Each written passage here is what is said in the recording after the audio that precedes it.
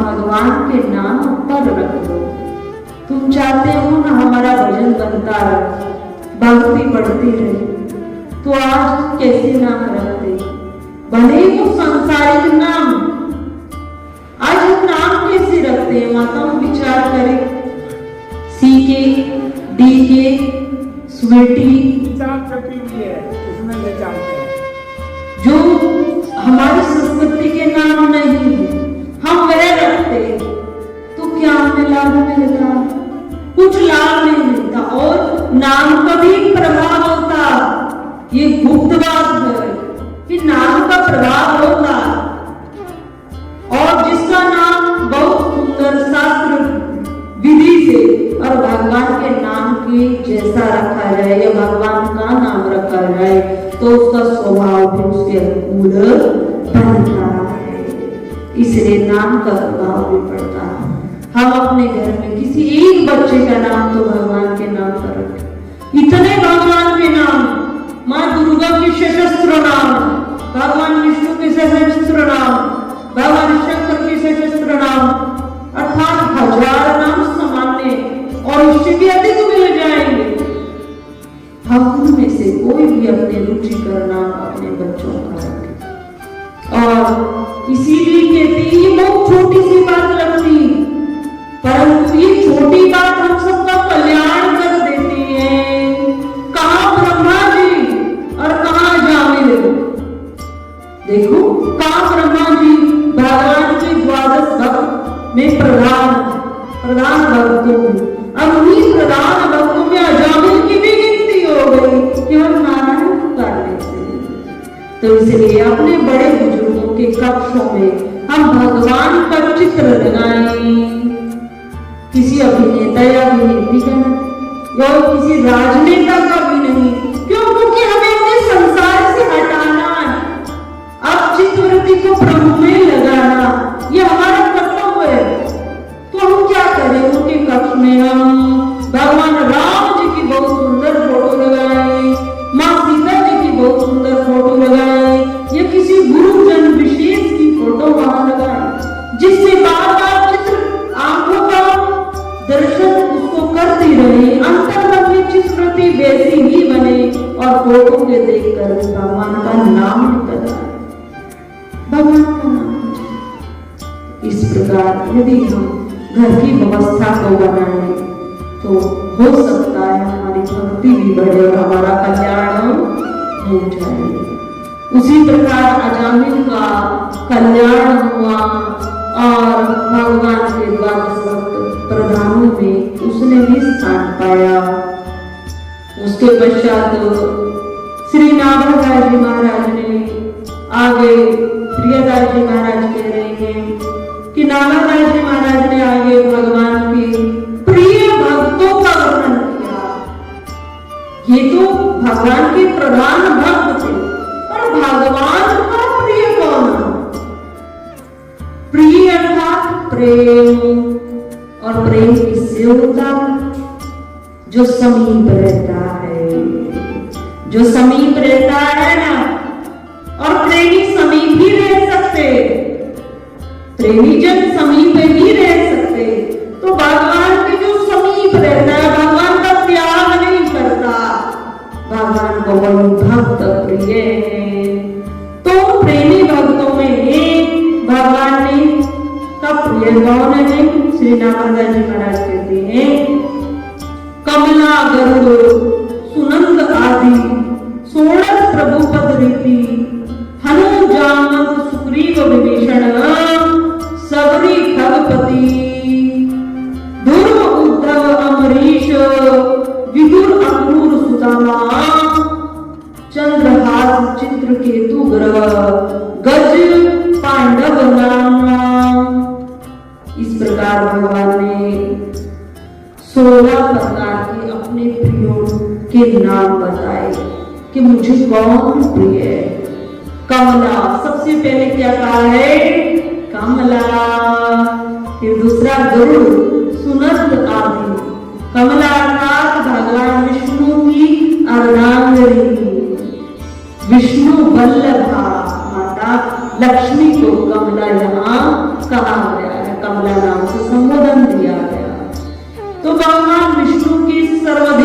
समीप यदि कोई रहती है, उनके चरणों का त्याग नहीं करती है, तो वह है माता लक्ष्मी।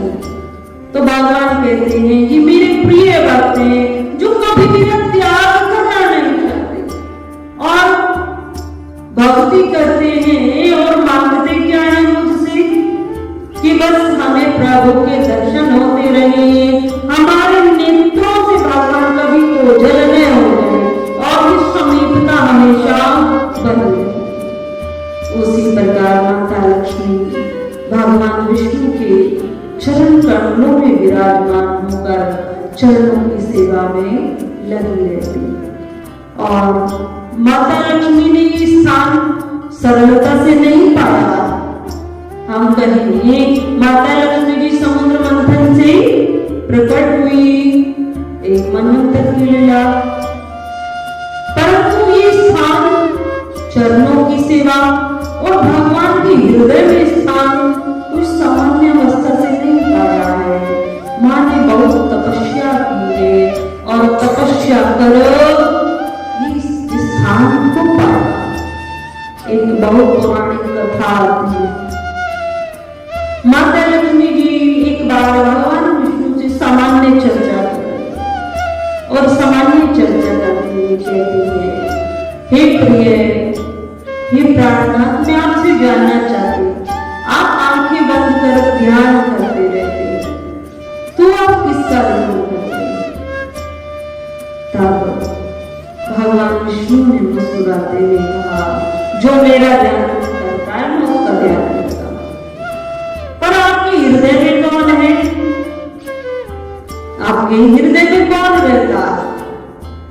तब भगवान ने कहा, मेरे हृदय में भगवान शिव रहते हैं।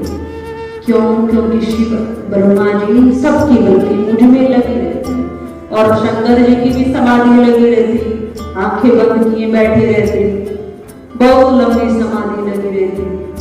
तब माँ ने कहा, मैं चरणों में बैठी रहती, सेवा करती, पर हृदय में भगवान शिव रहते, मेरा कोई स्थान नहीं। कमला, हे विष्णु वल्लभा, प्रिय, तुम्हारा स्थान नहीं, या भगवान शिव विराजते, भगवान शिव विराजते या अर्धांगिनी।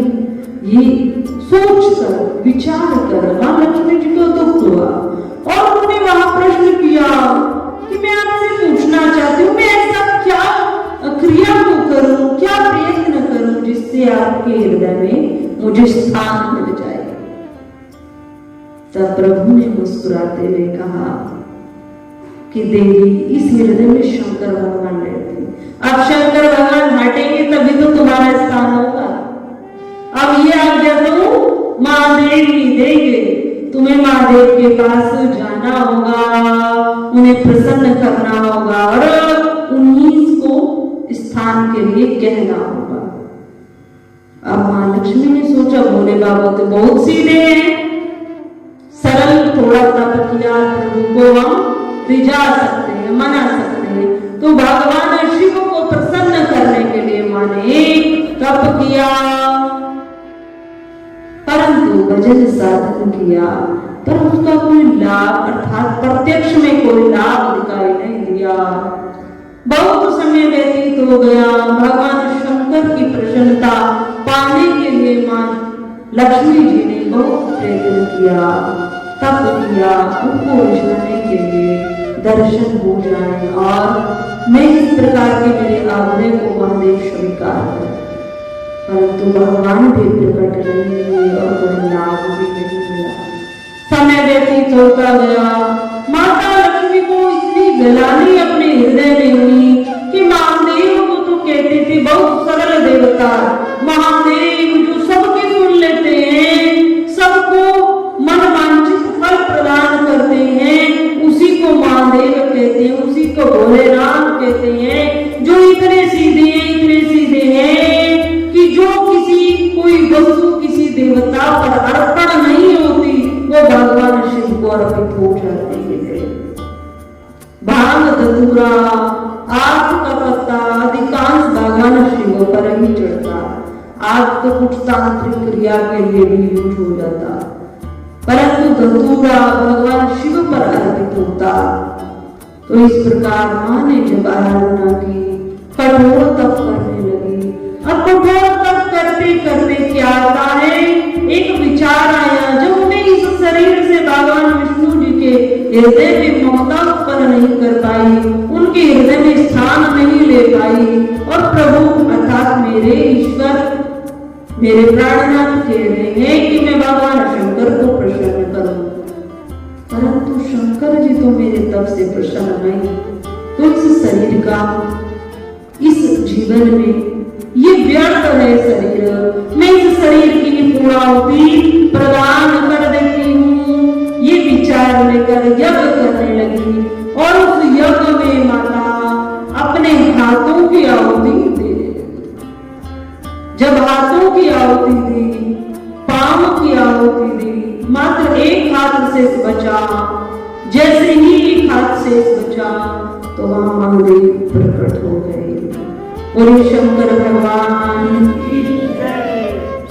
महादेव वहां पर प्रकट हुए तो माता ने सबसे पहले प्रणाम किया और एक ही वहां पर प्रश्न रखा, हे महादेव, तुम्हें तो सारा जग कहता, तुम भोलेनाथ, तुम सर्व व्यापक हो, सबके सुनने वाले हो, सबको मनोवांछित वर देने वाले हो, फिर मेरी भक्ति में क्या कमी रह गई, मेरे तप में क्या कमी रह गई कि तुम्हें आने में इतना विलंब हुआ। तब भगवान भोलेनाथ हाथ जोड़कर माता को प्रणाम करते हैं, मेरी इष्टि देवी, मेरी अधिष्ठात्री देवी, प्रणाम करते हो के कहते हो, मां, जिस दिन आपने भक्ति प्रारंभ की, आप कोई भगवान विष्णु से अलग नहीं, आप मेरी अधिष्ठात्री देवी, मैं उसी दिन से आपका भी भजन करता हूँ, आपकी पुकार को सुनता हूँ। पर आप मांग क्या रही है? आप मुझसे मेरे इष्ट का स्थान लेना चाहती, अर्थात मैं भगवान का भजन करता हूँ, श्री हरि विष्णु जी का मैं भजन करता हूँ, ध्यान करता हूँ, तो भगवान के हृदय में मेरा वास है, उनके हृदय में मेरा स्थान है। और मां, आप उस स्थान को लेना, अर्थात मैं भजन करता हूँ तो भगवान भी मेरा ध्यान करते, और जब मेरी इष्ट की ही दृष्टि मुझ पर नहीं रहेगी तो मां आप मांगना क्या चाहती? तो मां ने जब कहा कि मैं अर्धांगिनी हूँ भगवान विष्णु, और एक अर्धांगिनी होने के नाते मेरा कर्तव्य है कि मैं अपने प्राणनाथ के हृदय में भी रहूं, उनका वास मेरे, उनके हृदय में मेरा भी वास हो, मेरे प्रेम का वास। भगवान विकारों का प्रेम नहीं करते, भगवान अर्थात लक्ष्मी कोई अलग नहीं है, भगवान विष्णु के ही रूप है, और भगवान के नाम लेने से संसारिक जनों के हृदय से विकार नष्ट हो जाते हैं। तो भगवान तो समस्त विकारों से परे, समस्त प्रकार के जो गुण हैं उनसे परे। तो भगवान शंकर जी ने जब माता जी की इस प्रिय आतुर भाव को सुना तो गदगद हो गए। भोलेनाथ है, भोलेनाथ इतने बोले हैं कि माता को कह दिया कि आज से वे स्थान रिक्त हो जाएगा, आपका उसमें वास रहेगा। और भगवान विष्णु जी का भजन नहीं करते हैं, भगवान राम जी का भजन करते हैं, राम नाम को जपने लगे, और भगवान विष्णु का अंतःकरण खाली हुआ, उसमें मां लक्ष्मी जी का वास हो गया। और मां लक्ष्मी जी ने और कहा कि जब आप इतने कठोर तप से आज हमारे समक्ष प्रकट हो रहे हैं तो कलयुग के मानव आपको कैसे प्रसन्न करेंगे? तब भगवान शंकर ने मां लक्ष्मी जी से कहा कि आपकी अंगों की जो आहुति वो व्यर्थ नहीं जाएगी, उस अंगों की आहुति से, उस यज्ञशाला से कहते हैं बेलपत्र उत्पन्न हुआ। और भगवान ने कहा जो ये बेलपत्री सामान्य नहीं, ये बेलपत्री मुझ पर अर्पित करेगा, पर विधि के